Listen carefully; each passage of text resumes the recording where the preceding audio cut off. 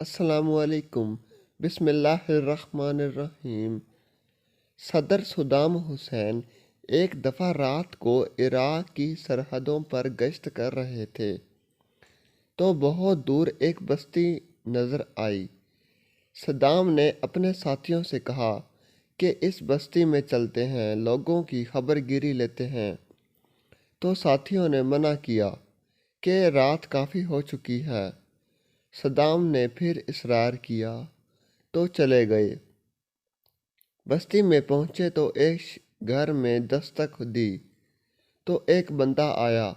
Saddam کو دیکھتے ہی حیران ہو گیا۔ صدام کے ہاتھ چومنے لگا۔ خوشی کے مارے آنکھوں میں آنسو آ گئے۔ یوں آگ کی طرح ایک گھر سے محلہ اور بات پورے علاقے میں پہنچ گئی۔ پورا علاقہ جمع ہو گیا۔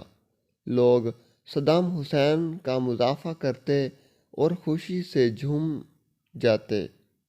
صدام نے کہا کہ آپ لوگوں کو کوئی تکلیف تو نہیں؟ لوگوں نے کہا کہ بہت خوش ہیں، کسی قسم کی تکلیف نہیں۔ صدام نے کہا بس میرے لیے دعاؤں کی درخواست ہے۔ جب تک میں جاگ رہا ہوں اس وقت تک چین سے سوتے رہو۔ جب میں چلا گیا تو تم کبھی سو نہیں پاؤ گے۔ ویڈیو اچھی لگی تو چینل کو لائک کریں، سبسکرائب کریں، شیئر کریں تاکہ ہماری ہر ویڈیو آپ کے پاس بآسانی پہنچ سکے، اور کمنٹ سیکشن میں اپنی رائے کا اظہار ضرور کریں۔ شکریہ۔ جب میں چلا گیا تو تم کبھی سو نہیں پاؤ گے۔ تاریخ گواہ ہے، صدام حسین زندہ تھا تو عراق کی بیٹی بھی محفوظ تھی، شام کی بیٹی بھی محفوظ تھی، یمن کی بیٹی بھی۔ یوں سمجھیں کہ پورا عرب سکون کی نیند سوتا اور سکون کی نیند اٹھتا تھا۔ اچانک عرب نے یورپ کا ساتھ دیا، صدام حسین کو تنہا کر دیا۔ امریکہ نے عراق پر چڑھائی کر دی اور صدام حسین تختہ دار پر لٹک گیا۔ آخری الفاظ صدام حسین کے: اگر میری انگلی بھی اگر شیعہ ہوتی تو اسے بھی کاٹ کے پھینک دیتا۔ یوں صدام حسین کو پھانسی دے دی گئی۔ وہ دن اور آج کا دن سنی مسلمانوں کی نسل کشی شروع ہے۔ پہلے عراق پر اور اب شام پر ظلم بربریت جاری ہے۔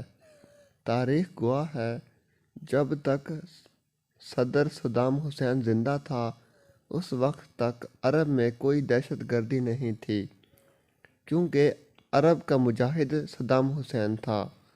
آج شام جل رہا ہے، سعودیہ میں بغاوت ہے، یمن میں جنگ، فلسطین میں ظلم، جہاں دیکھو مسلمانوں پر ظلم ہے۔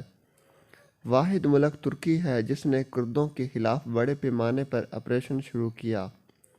اللہ ترکی کو فتح نصیب فرمائے اور طیب الدوان کو اللہ عمر دراز نصیب فرمائے۔ آمین ثم آمین۔ ویڈیو اچھی لگے تو چینل کو لائک کریں، سبسکرائب کریں، شیئر کریں تاکہ ہماری ہر ویڈیو آپ کے پاس بآسانی پہنچ سکے، اور کمنٹ سیکشن میں اپنی رائے کا اظہار ضرور کریں۔ شکریہ۔